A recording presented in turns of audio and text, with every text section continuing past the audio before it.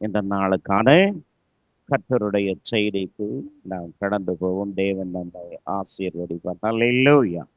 இந்த நாட்களிலே ஆபிரகாமை குறித்து நாம் தியானித்துக் கொண்டு வருகிறோம். Praise the Lord. Abraham Abraham விக்கிரக ஆராதனை குடும்பத்திலிருந்து தேவனால் அழைக்கப்பட்டவன். தன் தகப்பனாகிய தேராகு தீர்மானத்தின்படி ஊர் என்கிற கல்தேய பட்டணத்தை விட்டு கானான் தேசத்திற்கு புறப்பட்டார்கள். ஆபிரகாம் அவன் சகோதரர்களும் ஆக அவங்க ஆரானுக்கு வந்தாங்க. கல்தேய தேசத்துல இருந்து புறப்பட்டு தகப்பனுடைய டிசிஷன் என்னன்னா கானானுக்கு போகணும்.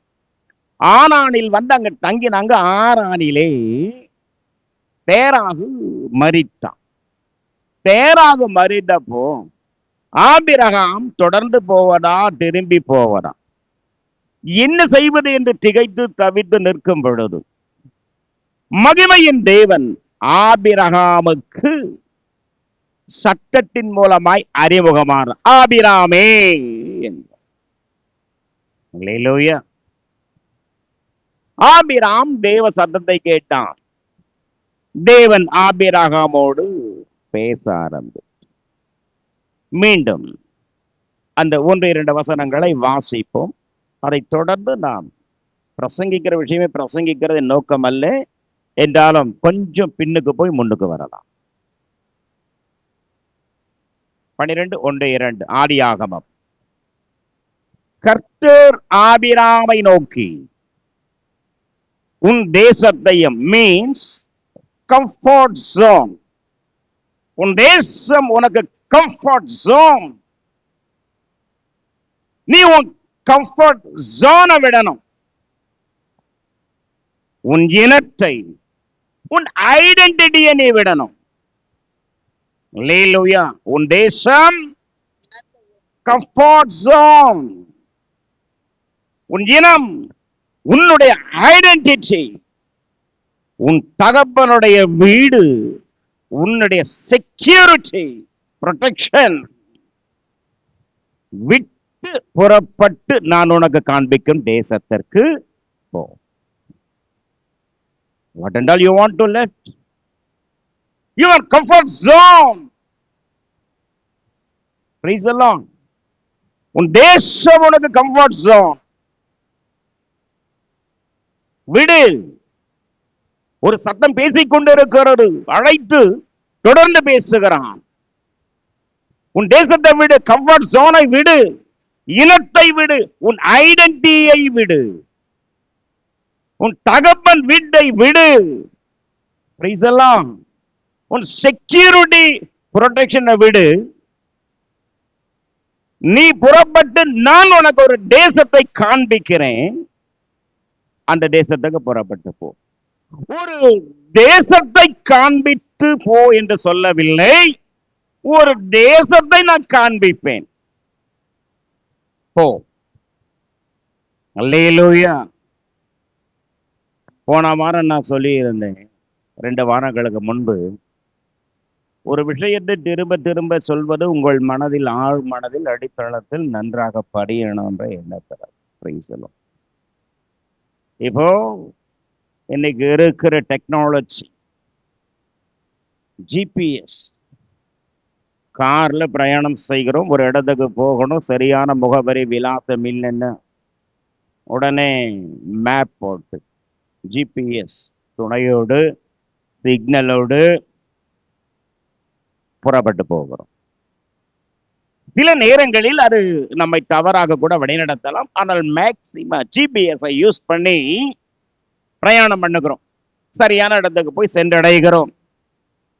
அதுபோல ஆபிரகாம் ஆபிராமை தேவன் அழைத்த பொழுது ஒரு தேசத்தை காண்பித்து அந்த தேசத்துக்கு போ என்று சொல்லல, நான் காண்பிக்கிற தேசத்துக்கு போ.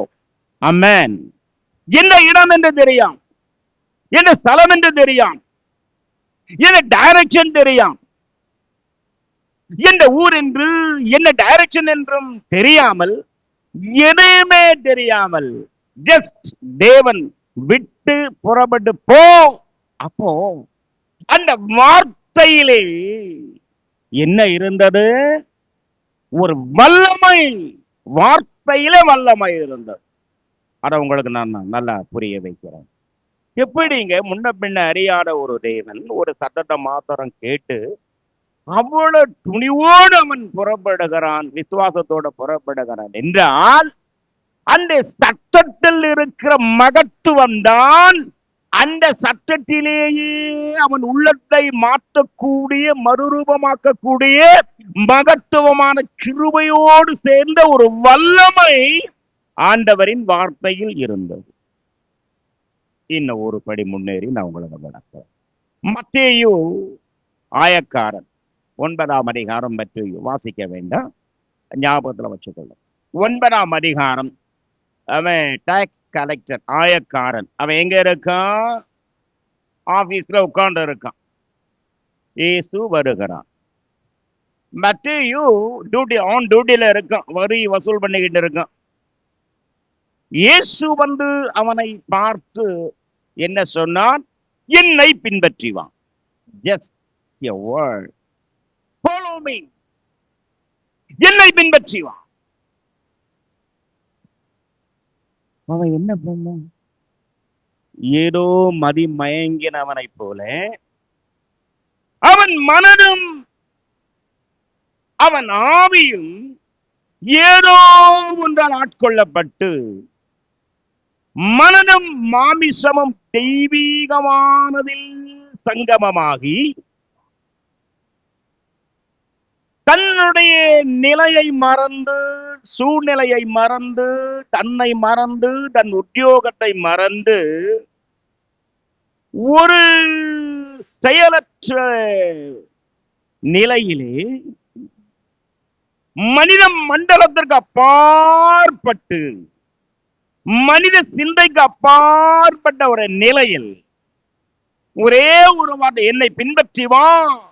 ஆண்டவரே நீர் யான்? உம்மை பின்பற்ற நீர் யான்? நான் ஏன் உம்மை பின்பற்றணும்? எதற்காக உம்மை நாங்கள் பின்பற்றணும்? நான் நல்ல ஒரு அரசாங்க உத்தியோகத்துல இருக்கேன், கவர்மெண்ட் உத்தியோகத்துல இருக்கேன், எனக்கு நல்ல சம்பளம் கிடைக்கிறது, அது மட்டுமல்ல நல்ல கிம்பளமும் கிடைக்கிறது. அல்லேலூயா. இவைகளை எல்லாம் விட்டு என்னுடைய உத்தியோகத்தை விட்டு, அது அரசாங்க உத்தியோகம், கான்ட்ராக்ட் எல்லாம் கிடையாது, பிரைவேட் எல்லாம் கிடையாது. ரோம் அரசாங்க ஊழியன் என்றாலே ஒரு தனி சிறப்பு. அந்த நாட்களிலே உத்தியோகத்தை விட்டு வெளியே வரணும், வேலையை விட்டு வெளியே வரணும். யாரோடும் எந்த ஆலோசனைக்கும் இடமில்லை. தன்னை மறந்து இயேசுவுக்கு மெஸ்மாரிசம் செய்தது போல ஒரு காந்த சக்தியினால் ஈர்க்கப்படுகிற இரும்பை போல ஈர்க்கப்பட்டு இயேசுவுக்கு பின் சென்றான் என்றால் என்ன அர்த்தம்? தேவனுடைய மகத்துவம். அல்லேலூயா. The supreme God, authority, power. அந்த தேவத்துவ வல்லமை. ஆமென். அவனை ஈர்த்தது என்ற கேள்வியும் கேட்காம இயேசுவுக்கு பின் சென்றான். அல்லேலூயா. அதே போலதான் பேதுரு, அந்திரேயா அவங்க அப்பால வலை போட்டுட்டு இருந்தான். ஆண்டவர் நேரா போனாரு, என்னை பின்பற்றி வாருங்கள், நான் உங்களை மனுஷர்களை பிடிக்கிறவர் ஆக்குவேன் சொன்ன உடனே அவனுங்க என்ன பண்ணாங்க? தகப்பனையும் வலையும் விட்டு கடலையும் விட்டு இயேசு சொன்ன மாத்திரத்துல வார்த்தையை கேட்டு உடனே என்ன பண்ணிட்டாங்க? இயேசுவை பின்பற்றி போன. இந்த ஒன்று நான் இவ்வளவு கொஞ்ச நிமிடங்கள் எதற்காக எடுத்துக்கொண்டேன் என்றால், நீங்க யோசிக்கலாம், மாம்சீகத்தில் ஒரே ஒரு வார்த்தை, என்னது? ஒரே ஒரு வார்த்தையில இத்தனை கிருபையா? சொல்லும். ஒரே ஒரு வார்த்தையை நம்பி எப்படி புறப்பட்டு போயிருப்பான்? நான் சொன்னது தேவன், மகத்துவம் உள்ள தேவன், சர்வ சிருஷ்டிகர், சர்வ ஞானி, சர்வ வியாபி, சர்வ வல்லமை உள்ளவர், எங்கும் நிறைந்தவர். அவன் அந்த சராசரங்களை எல்லாம் ஒரே ஒரு வார்த்தையினாலே படைத்தவர். அவர் சொல்ல ஆகும், கட்டளையிட நிற்கும். அல்லேலூயா. Praise the Lord. அவர் தமது வசனத்தை அனுப்பி அழிவுக்கு விலக்கி மீட்கிறார், வியாதிகளை குணமாக்குகிறார். அவருடைய சர்வ வல்லமையும் சர்வ தெய்வத்துவமும், அதில் இருக்கிற வசீகரம், அதில் இருக்கிற அட்ராக்ஷன், அதில் இருக்கிற தெய்வீக மகிமை, அல்லேலூயா, அது மனித ஞானத்தையோடு ஒப்பிட முடியாது. அதை கேட்டு பின்பற்றினார். யாரு? யாருங்க? ஆபிராம். ஆபிரகாம் அல்ல, 17ஆம் அதிகாரத்துலதான் அவர் ஆபிரகாம் ஆக போகிறார். ஜஸ்ட் இப்ப அவர் யாருதான்? ஆபிராம். இப்ப சில முக்கியமான விஷயங்களுக்கு நாம் யோசிப்போம். போன நாட்களிலே நாம் ஆபிரகாமை குறித்து 2 வாரங்களை நாம் யோசித்ததுக்கு மாற்றாக வேற்று சிந்தனையாக ஒரு காரியத்தை நாம் பார்க்கப்போம். அது என்னன்னா 17ஆம் அதிகாரம் 1வது வசனம். 17:1. ஆபிராம் 99 வயதான போது கர்த்தர் ஆபிராமுக்கு தரிசனமாகி, நான் சர்வ வல்லமை உள்ள தேவன், நீ எனக்கு முன்பாக நடந்து கொண்டு உத்தமனாயிரு, நான் உனக்கும் எனக்கும் நடுவாக என் உடன்படிக்கையை ஏற்படுத்தி உன்னை மிகவும் திரளாய் பெருக பண்ணுவேன் என்றார். போதும். 99 வயதில் தேவன் ஆபிரகாமுக்கு தரிசனமாகிறார். தரிசனமான தேவன் ஒரு டிமாண்ட் வைக்கிறார். இந்த செய்திக்கு இது மிகுந்த அவசியமான ஒன்று. தரிசனமான தேவன் பேச ஆரம்பித்தார். நான் சர்வ வல்லமையுள்ள தேவனாகிய கர்த்தர், God of Almighty, நான் சர்வ வல்லமையுள்ள தேவனாகிய கர்த்தர், நீ ஆபிராமே, நீ ஆபிரகாமாய் மாற போகிற நீ எனக்கு முன்பாக, சர்வ வல்லமையுள்ள எனக்கு முன்பாக, சர்வ ஞானியாகி எனக்கு முன்பாக, சர்வ சிருஷ்டிகராக எனக்கு முன்பாக, சர்வ வியாபியாகி எனக்கு முன்பாக நடந்து கொண்டு உத்தமனாயிரு. அல்லேலூயா. தேவனுடைய ஒரு டிமாண்ட். அது யாரிடத்தில்? சராசரி எல்லா பலவீனங்களும் உடைய ஒரு சாதாரண ஒரு மனுஷங்கிட்ட சர்வ வல்லமையுள்ள தேவன் ஒரு டிமாண்ட் வைக்கிறார். நீ எனக்கு முன்பாக நடந்து கொண்டு உத்தமனாயிரு. ஆபிரகாம் யோசித்தான், ஆண்டவரே, நீ சர்வ வல்லமை உள்ளவர், சர்வ ஞானி, சர்வ வியாபி, சர்வ சிருஷ்டிகர், எங்கும் நிறைந்தவர், எல்லாம் அறிந்தவர். ஆமென். உம்மால் செய்யக்கூடாத அதிசயம் ஒன்றும் இல்லை. நீர் அதிசயங்களின் தேவன், ஆச்சரியமானவர், அதிசயமானவர், வல்லமையுள்ள தேவன், நித்திய பிதா. இப்படி இருக்க சமாதான காரணரும் சமாதான பிரபுவும் சமாதானத்தின் தேவனமாக நீங்க சராசரி எல்லா பலவீனங்களும் ஒருங்கே அமைய பெற்ற மனிதனாகிய நான், ஆபிராம் ஆகிய நான், உமக்கு முன்பாக உத்தமனாய் நடந்து கொண்டு இருப்பது முடியுமா? தேவனே, இந்த ஒரு டிமாண்ட். சராசரி ஒரு மனுஷன் நான். ஒரு மனுஷன் என்றால் எல்லா பலவீனங்களும் உடையவன் தான் ஒரு சராசரி மனிதன். இப்படி எல்லா பலவீனங்களும் ஒருங்கே அமைய பெற்ற ஒரு சராசரி மனிதன் சர்வ வல்லமையுள்ள தேவனுக்கு முன்பாக நீதிமானாய் இருப்பது எப்படி, உத்தமனாய் இருப்பது எப்படி? நடுங்கி போனான் ஆபிரகாம். அல்லேலூயா. பயந்து போனான். சொல்ற வாக்களையே கவனிக்கணும். நான் சர்வ வல்லமையுள்ள தேவனாக கர்த்தர் எனக்கு முன்பாக நடந்து கொண்டு உத்தமனாயிரு. ஒரு டிமாண்டை பார்க்கிறோம். கவனிங்க தேவச்சரமே, எதையுமே காரண காரியங்கள் இல்லாம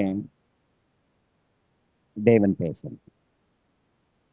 சில நேரங்கள்ல மனுஷர்களாகிய நாம், ஈவன் myself, including myself, காரணங்கள் காரியங்கள் இல்லாத சில நேரத்தில் நம்ம எதையோ பேசும் இல்லையா? சில நேரங்கள்ல சொல்ல போனா சில ஆட்களுக்கு அவங்க என்ன பேசுறாங்கன்னு அவங்களுக்கே தெரியாது. என்ன பேசுறோம்னு அவங்களுக்கு தெரியும். நாம என்ன பேசுறோம்னு நமக்கு தெரியும். உளறிக் கொண்டது. இங்கே ஆண்டவன் ஆபிராமே, நான் யாரு? சர்வ வல்லமை உள்ள தேவனாகிய கர்த்தர். அந்த சர்வ வல்லமை தானே ஆபிராமே புறப்பட்டு போ என்று சொன்ன உடனே உன்னை புறப்பட செய்தது, உன்னை அறியாமல் எனக்கு நீ ஒப்பு கொடுத்தது, குடும்பத்தோடு புறப்பட்டு போனது அந்த சர்வ வல்லமை தான். அந்த சர்வ வல்லமை உள்ள தேவனாகிய கர்த்தராகிய நான் இப்ப உன்கிட்ட பேசுறேன். நீ எனக்கு முன்பாக நடந்து கொண்டு எப்படி இருக்கணும்? உத்தமனா இருக்கணும். ஆபிரகாம் பயந்தான். ஆண்டவரே, சராசரி எல்லா பலவீனங்களும் ஒரு மனுஷனுக்கு இருக்கு. நானும் எல்லா மனிதர்களைப் போல எல்லா பலவீனங்களும் ஒருங்கி அமைய பெற்ற மனிதன் தான். எனக்கு பலவீனங்கள் இருக்கு. நானும் மனுஷன் தான். சராசரி மனுஷனுக்கு இருக்கிற பலவீனம் எனக்கு இருக்கு. I am not the righteous person. என்கிட்ட போய் நீங்க சர்வ வல்லமையுள்ள தேவன், எனக்கு முன்பாக உத்தமனா இருக்கணும், நடந்து கொண்டு உத்தமனா இருந்த டிமாண்ட் புரியல. ஆண்டவன் நடுங்கி போனான் ஆபிரகாம். அல்லேலூயா. நான் வந்து போனேன். சர்வ வல்லமையுள்ள தேவன் இப்படி ஒரு டிமாண்ட் வைக்கிறாரே, நான் சர்வ வல்லமையுள்ள தேவன் ஆகிய கர்த்தர், நீ எனக்கு முன்பாக நடந்து கொண்டு உத்தமனாயிரு. ஆண்டவரே, நான் பலவீனமானவன், எனக்கு நிறைய மாம்ச பலவீனங்கள் இருக்கிற, நானும் ஒரு ஹியூமன் தான். ஆண்டவரே, தவறக்கூடியவன், விழக்கூடியவன். இதெல்லாம் ஐ எம் ஆர்டினரி பர்சன். நான் எப்படி உனக்கு முன்பாக நடந்து கொண்டு இருப்பது? அப்போ நான் சொல்றேங்க, தேவன் காரணம் இல்லாமல் காரியம் எல்லாம் எதையுமே டிமாண்ட் பண்ண மாட்டார். அப்ப சம்திங் ராங். ஏதோ ஒரு விஷயத்திலே ஆபிரகாமை உருமாற்றணும். நல்லா புரிஞ்சுக்கொள்ளுங்க. கொஞ்சம் புரிஞ்சுக்கொள்ள கஷ்டமா தான் இருக்கு. கொஞ்சம் அட்டென்ஷன் கொடுப்பீங்கன்னா நீங்க புரிஞ்சு. ஏன் ஆண்டவர் இந்த தருணத்தில் இப்படி சொன்னாருன்னா, ஆண்டவர் சொல்லி இருந்தான். ஒரு முறை 15ஆம் அதிகாரத்தில் ஆபிரகாமிடத்தில் ஆண்டவர் கேட்டார். ஆபிரகாம் கர்த்தர்கிட்ட கேட்டான், ஆண்டவரே, நான் பிள்ளை இல்லாம இருக்கேன். இந்த தமஸ்கு ஊரானாக எலியாசர் என் குடும்பத்துக்கு விசாரணைக்காரனா இருக்கான். என் வீட்டில் பிறந்தவனை போல இருக்கான். எனக்கு நீங்க பெரிய ஆசீர்வாதங்கள் எல்லாம் கொடுத்திருக்கீங்க. எனக்கு சந்ததி இல்லை, எனக்கு பிள்ளை இல்லை, நான் பிள்ளை இல்லாமல் இருக்கிறேனே, எனக்கு என்ன தருவீர் அப்படின்னு யார் கேட்கிறோம்? ஆபிரகாம் தேவனோடு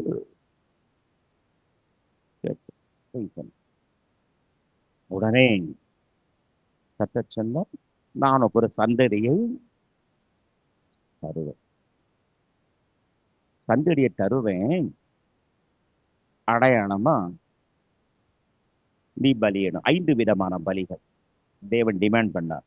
5 kinds of sacrifices demanded by God. 5 விதமான பலிகளும் இயேசுவை குறிக்கிறது. நேரடியா யாரை குறிக்கிறது? 5 விதமான பலிகளும் இயேசுவை குறிக்கிறது. சரி, ஆராதனையில் ஒரு பிசகு. பெரிய பெரிய துண்டங்களை எல்லாம் துண்டித்தான். கிடாரியை, கடாவை எல்லாம் துண்டிச்சான். பறவைகளையோ துண்டிக்கவில்லை. காரிருள் வந்தது, இருள் மூடினது, பயங்கரம், திகிலும் நடுக்கமும் அவனை பிடித்தது. இப்ப கவனிக்கணும், உடன்படிக்கை ஜெயவச்சனமே. இந்த உடன்படிக்கை என்பது சாதாரணம் அல்ல. தேவனுடைய உடன்படிக்கை என்பது மிகுந்த மகத்துவம் உள்ளது. உடன்படிக்கை வேறு, ஒப்பந்தம் வேறு. மனிதன் மனிதனோடு செய்வது ஒப்பந்தம், மனுஷன் மனுஷனோடு செய்வது ஒப்பந்தம், தேவன் மனுஷனோடு செய்வது உடன்படிக்கை. ஆனா உடன்படிக்கை ஆண்டவர் செய்கிற அந்த சந்தர்ப்பத்தை கவனிச்சீங்கன்னா, விளக்கப்பட்ட துண்டங்களின் நடுவே தீவட்டியோடு கடந்து போனான். பிளக்கப்பட்ட இரண்டு துண்டங்களின் நடுவே எரிகிற தீவட்டியோடு தேவன் கடந்து போய் உடன்படிக்கை செய்தார் என்றால், அந்த பிளக்கப்பட்ட துண்டங்களின் நடுவே ஆண்டவர் தீவட்டியோடு கடந்து போனார். அங்கேதான் உடன்படிக்கையின் மகத்துவம் வெளிப்படுகிறது. நல்லா விளங்கிக் கொள்ளும். அந்த காலங்கள்ல ஒரு நடைமுறை இருந்தது. உடன்படிக்கையை அதிகப்படியான உடன்படிக்கையா மாறணும்னா, மிருகங்களை பலியிட்டு ரெண்டா பிரிச்சு அதுக்கு நடுவே கடந்து போய் உடன்படிக்கை பண்ணிக்குவாங்க. அது மாறாது. That should not break. That will comes. அது உடையக்கூடாது. அந்த உடன்படிக்கை தேவன் யாரோட செய்தார்? அவ ஆபிரகாம் சரியா புரிஞ்சுக்கணும். இதுல மாற்றம் வராது. உடன்படிக்கை செய்தாகிவிட்டது. நமக்கு ஒரு சந்ததி, என் கர்ப்ப பிறப்பில் இருந்து ஒரு சந்ததி தேவன் வாக்கு பண்ணி விட்டான். இல்லையா? உறுதி பூண்டவனா இருக்கணும். ஆனா ஒரு சிட்டையும் தேவன் கொடுத்தார். தங்களுடைய அந்நிய தேசத்தில் உங்கள் சந்ததிகள் எத்தனை வருஷம் இருப்பாங்க? எத்தனை வருஷம்? 440 வருஷம் பரதேசிகளாக இருந்து அந்த தேசத்தை சேவிப்பார்கள். அது ஓகே, தட் இஸ் அது வேற விஷயம். நம்ம அதுக்கு இன்னொரு நாளுக்கு நம்ம வாசிக்கணும். இப்ப கவனிக்கணும், இந்த ஒரு விஷயம் நம்ம கணக்குல எடுப்போம். இந்த ஆபிரகாம் கூட தேவன் என்ன டிமாண்ட் வச்சார்? நான் சர்வ வல்லமையுள்ள தேவனாகிய கர்த்தர் எனக்கு முன்பாக நடந்து கொண்டு உத்தமனாயிரு. அப்போ தேவன் ப்ராமிஸும் பண்ணிட்டார், உனக்கு ஒரு சந்ததியை சாராள் கிட்ட இருந்து உனக்கு கொடுப்பேன். அவன் தான் உனக்கு யாரு? சுதந்திரவாளி. பேரையும் சொல்லிட்டார். அவன் பேரு ஈசாக்கு. நான் உனக்கு ஈசாக்க கொடுப்பேன், சந்ததியை கொடுப்பேன். உடன்படிக்கையும் பண்ணிட்டேன். பிளர்க்கப்பட்ட இரண்டு துண்டங்களின் நடுவே தீவட்டியோடு கடந்து போய் உடன்படிக்கை பண்ண. இந்த உடன்படிக்கை மாறாது. காரணம் என்ன? இது பலியோடு சம்பந்தப்பட்ட உடன்படிக்கை. அல்லேலூயா. சரி, இந்த பலி எங்கே போய் முடியுதுன்னா கல்வாரி இயேசுவில் போய் முடியுது. அது நான் உங்களுக்கு இன்னொரு முறை நான் சொல்லித்தரேன். நம்ம சத்தியங்கள் கொஞ்சம் புரிஞ்சு கொள்ள கொஞ்சம் கஷ்டமா தான் இருக்கும். ஆனா நீங்க நல்ல பரிசுத்த ஆவியானவர் ஒப்பு கொடுத்து நீங்க கேட்டீங்கன்னா உங்களுக்கு எல்லாமே நல்லா பரிசுத்த ஆவியானவர் உங்களுக்கு விளக்கி கொடுப்பார். புரியுதலாம்? இப்ப வாசிங்க. ஏன் இந்த டிமாண்ட் சொன்னார்னா, காரணம் இல்லாம தேவன் இதைய நம்ம கிட்ட கேட்கணும். 16ஆம் அதிகாரம் கடைசி 2 வசனங்களை வாசிங்க. ஆகார் ஆபிராமுக்கு ஒரு குமாரனை பெற்றாள். ஆபிராம் ஆகார் பெற்ற தன் குமாரனுக்கு இஸ்மவேல் என்று பெயரிட்டான். ஆகார் ஆபிராமுக்கு இஸ்மவேலை பெற்ற போது ஆபிராம் 86 வயதாக இருந்தான். தேவன் சொன்னான், நான் சந்ததியை கொடுப்பேன், உன் மனைவி அதை உனக்கு பெற்றெடுப்பான், உன் கர்ப்பபிறப்பிலிருந்து உனக்கு சந்ததி உண்டாகும். ஆனா மனைவியின் சொல்லை கேட்டு ஒரு சந்தர்ப்பத்தில் ஸ்கிப் பண்ணா. தேவனுடைய உடன்படிக்கை பண்ணிட்டு சாராளின் அடிமை பெண்ணை மணந்தான், அல்லது மடியில கொடுக்கப்பட்ட அவளை மனைவியாக்கி இஸ்மவேல் தனது. ஆண்டவர் என்ன சொன்னான்? சாராளுக்கு நான் கொடுத்தேன், உன் கர்ப்ப பிறப்பு ஈசான், அவன் சுதந்திரவாளி. is a spiritual inheritance.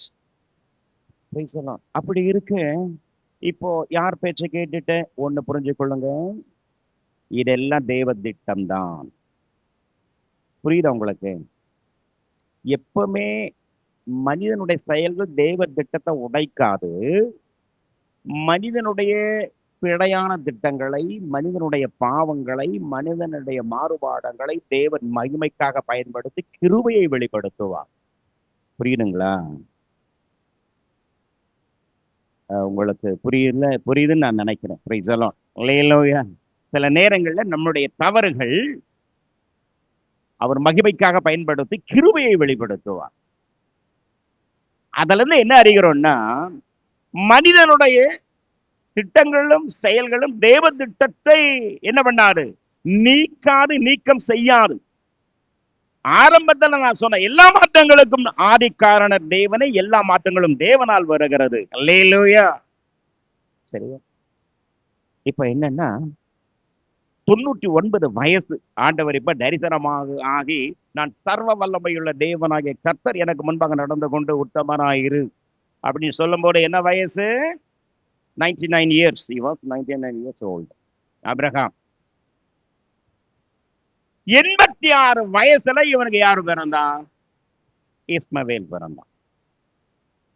அப்போ 99ல 86 கழிச்சிங்கன்னா 13 ஆண்டுகள். எத்தனை ஆண்டுகள்? 13 years. 99ல 86 கழிச்சிங்கன்னா 13 வருஷம்.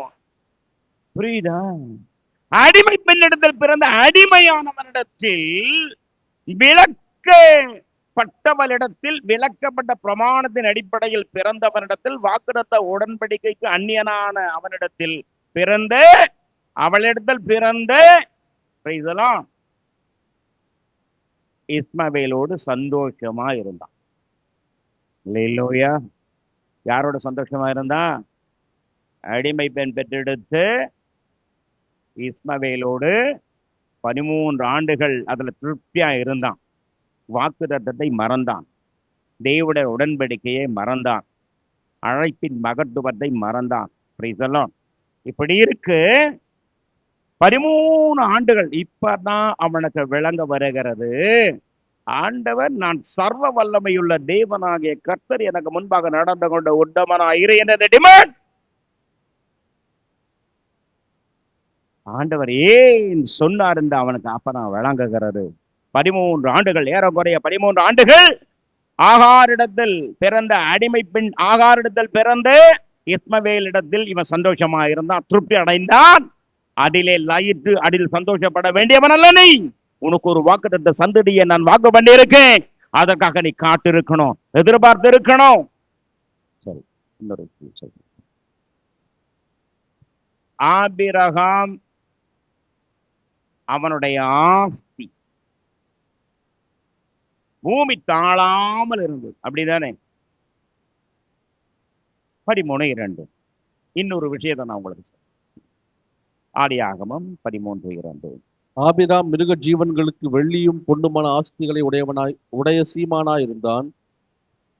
வெள்ளியும் பொன்னும் உடைய ஆஸ்திகளையும் உடைய சீமானாய் இருந்தான். இந்த பொண்ணு, இந்த ஆஸ்தி இவனுக்கு எங்கே இருந்து வந்தது?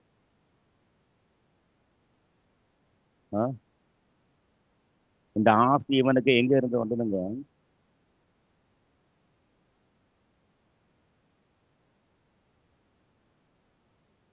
புரியல. எங்க இருந்து வந்ததுன்னு நான் சொல்ற, புரிஞ்சு கொள்ளுங்க. கானானில் குடியிருந்தான். கானானில் பஞ்சம் வந்தது. பஞ்சம் வந்த உடனே இவன் எங்க போயிட்டான்? எங்க போனான்? எகிப்துக்கு போனான்.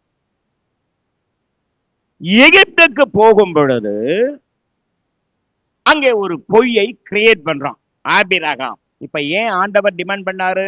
நான் சர்வ வல்லமையுள்ள தேவனாகிய கர்த்தர் எனக்கு முன்பாக நடந்து கொண்டு உத்தமனாயிரு என்று சொல்வதற்கு காரணங்கள் உண்டா, காரியங்கள் உண்டா என்று கேட்டால் நிச்சயமான காரியங்கள் உண்டு. இப்ப ஆபிரகாம் ஒன்று, போகக்கூடாத இடத்துக்கு போறான், சொல்லாத இடத்துக்கு போறான். நீ விசுவாசத்தால் உன் வாழ்க்கையை தொடங்கினாய், போகும் இடம் என்னதென்று அறியாமல் புறப்பட்டு போனாய். ஆதியில் கொண்டு அந்த விசுவாசம் முடிவு பரியந்தம் தேவன் எதிர்பார்த்தான். இடையிலே உன் விசுவாசம் அவிசுவாசமாய் மாறி போனது. ஓகே, இந்த அவிசுவாசத்தை தேவன் எப்படி பயன்படுத்தி கிருபையை மாற்றுகிறார் நான் கடைசியில உங்களுக்கு சொல்றேன். இல்லையா? இப்போ எகிப்துக்கு போகும்போது மனைவியை பார்த்து சொன்னா, அம்மா நீ ரொம்ப அழகா இருக்கு. சாராள் ரொம்ப நல்ல அழகான பெண் போல. உலக அழகிகள் இருக்காங்கல்ல, பழைய ஆளுங்க. இப்ப யாருப்பா உலக அழகி? தெரியுமா? நமக்கு என்ன, நமக்கு இருக்கு அதெல்லாம். இன்னைக்கு உலக அழகி யாருன்னு தெரியாது. அன்னைக்கு உலக அழகி யாரு? சாராள் ரொம்ப அழகா இருக்கு.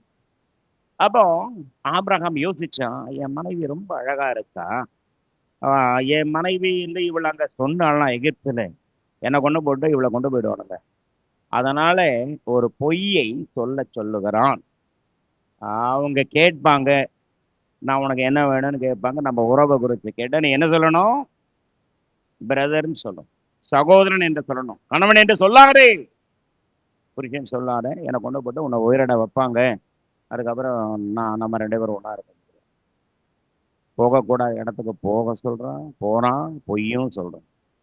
அங்க போய் உடனே இந்த அம்மா நல்ல கீழ்ப்படிதல் உள்ள மனைவி சொல்லிட்டாங்க, அம்மா ஆபிராம் என்னுடைய சகோதரர், மை பிரதர். அதுக்கப்புறம் கொண்டு போயிட்டான், அரண்மனைக்கு கொண்டு போயிட்டாங்க. ஆண்டவர் வாடையை அனுப்பினார், பார்வோனுக்குள்ள வாடையை அனுப்பினார். வாடையை அனுப்பி, டேய் அவன் வேலையனுடைய மனைவி, நீ செத்து போயிடாத, அழிஞ்சு போயிடாத, நீ உன் குடும்பம் அழிவா.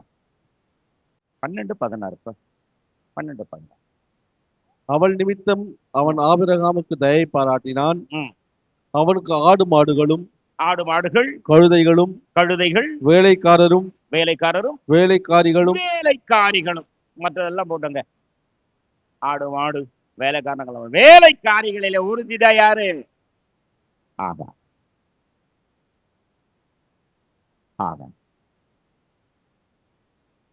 வினை வந்ததா?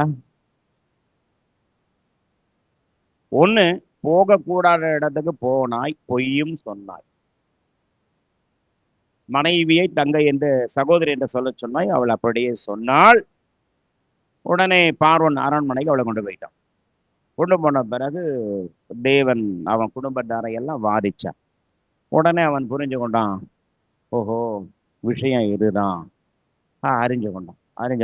அதுக்கு முன்பாக நிறைய வெகுமதிகளை கொடுத்தான். பொண்ணு, வெள்ளி, வேலைக்காரங்க, ஆடு மாடு எல்லாம் கொடுத்தான். அப்படி அந்த கிஃப்ட கொடுத்தான் பார்த்தீங்களா? அந்த கிஃப்ட்ல இருந்ததை யார் வந்தான்? வினையா போன, பாழா போன ஆகார் வந்தான். விளைவு ஒரு இஸ்மவேல். அடுத்த வாரம் நான் விவரமா சொல்றேன். இஸ்மவேல், அவனை பற்றி ஆண்டவர் என்ன சொன்னான்?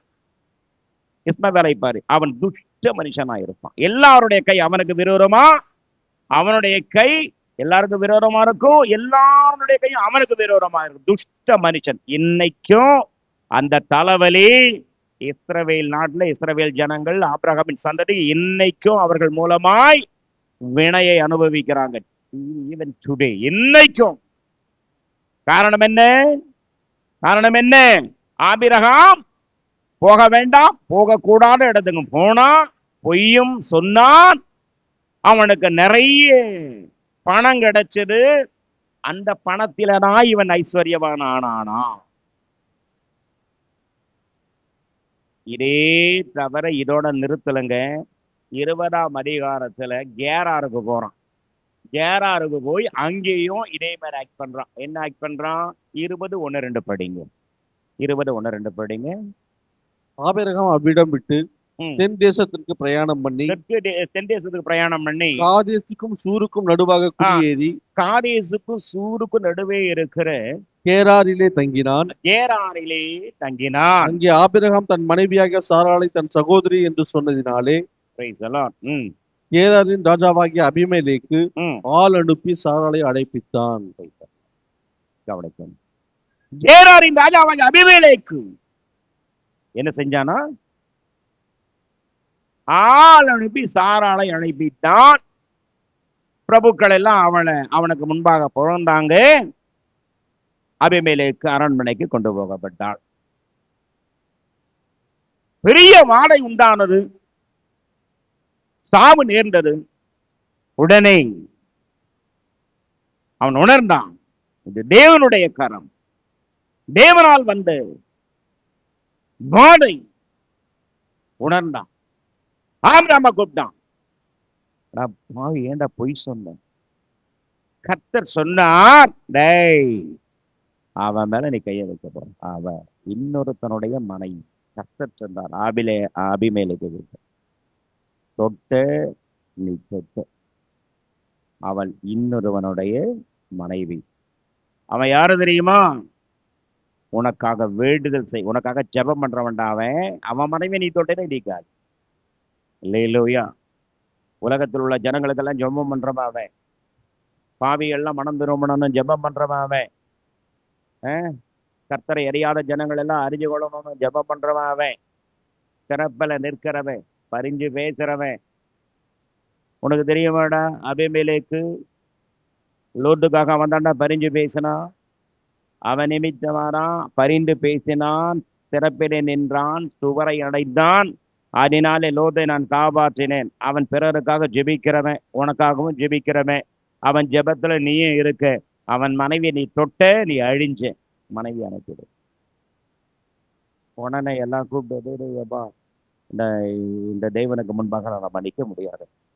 உடனே இந்த சாரால நீ என்ன பண்ணிட, இப்ப சாரா இல்லை, இப்ப சாரால் ஆயிட்டான், அனுப்பி விட்டு சொல்லி 1000 வெள்ளி காசு கொடுத்தான். எத்தனை வெள்ளி காசு கொடுத்தான்? 1000 silver was given to Abraham. 1000 வெள்ளி காசை வாங்கிக்கிட்டு என்ன பண்றான் இவன்? மனைவியை கூட்டு வெளியில வந்துடுறான். அப்ப இந்த 1000 வெள்ளி காசு சாதாரணமான பணமா? இன்னைக்கு அது கோடிகள். அப்போ ஐஸ்வர்யமானது தேவனாலா அல்லது எகிப்தின் ராஜாவினாலா, கேராரின் ராஜாவினாலா? தேவனுடைய ஆசீர்வாதமா? சரி, இந்த ஆஸ்தி ஐஸ்வர்யமெல்லாம் நேர்மையான வழியில் வந்ததுதானா? சரியான வழியில் வந்ததுதானா? உத்தமனா இருந்ததுனால் வந்த பணமா, காசா? புரியுதுங்களா? வெள்ளியும் பொண்ணுமுடைய சீமானா இருந்தான் இந்த ரெண்டுக்கும். அப்போ இன்னொரு விஷயம், எவனாவது தன் சொந்த மனைவியை விட்டு கொடுப்பானா? அவன் கழுத்தே போனாலும் பரவாயில்ல, மனைவி இன்னொருத்தன் கிட்ட என்ன விட்டு கொடுக்க. இவன் என்ன சொல்றான்னா, நீ நீ போனா போடி. யாரு யாரு? ஆபிரகாம். அவருக்கு என்ன பட்ட பெயர்கள்? தேவனுடைய சிநேகிதன். 41:8 என் சிநேகிதனாகிய ஆபிரகாமின் தந்தடியே. யாக்கோபு 2:21 கூட ஆபிரகாம் தேவனுடைய சிநேகிதன் என்று அங்கே யாக்கோபு கூட புதிய ஏற்பாட்டில் அதை பதிவு செய்கிறார். நாளாகமம் 24ஆம் அதிகாரம் வம்ச அட்டவணையில கூட ஆபிரகாம் தேவனுடைய சிநேகிதன் என்று அறியப்பட்டது. அங்கேயும் நாளாகமத்துல கூட அந்த குரோனிக்கல்ல கூட மென்ஷன் பண்ணப்படுகிறான், ஃப்ரெண்ட் ஆஃப் காட். அடுத்தது விசுவாசிகளுக்கு எல்லாம் இவர் யாரு? தகப்பன். அதோட முடிஞ்சுதா? அல்லேலூயா. இத்தனை பட்டங்கள் இருந்தோம், எவ்வளவு வசப்பட்டீங்களா? அதனால தானே தேவன் சொன்னா, நான் சர்வ வல்லமையுள்ள தேவனாகிய கர்த்தர் எனக்கு முன்பாக நடந்து கொண்டு உத்தமனாயிரின்னு சொன்னதுல எதனா தப்பு இருக்குங்களா? எதனா பிழை இருக்குங்களா? இந்த மீனிங்லெஸ் இருக்குங்களா? காரணம் இல்லாம காரியம் இல்லாமல் தேவன் பேசுவாரா? அல்லேலூயா.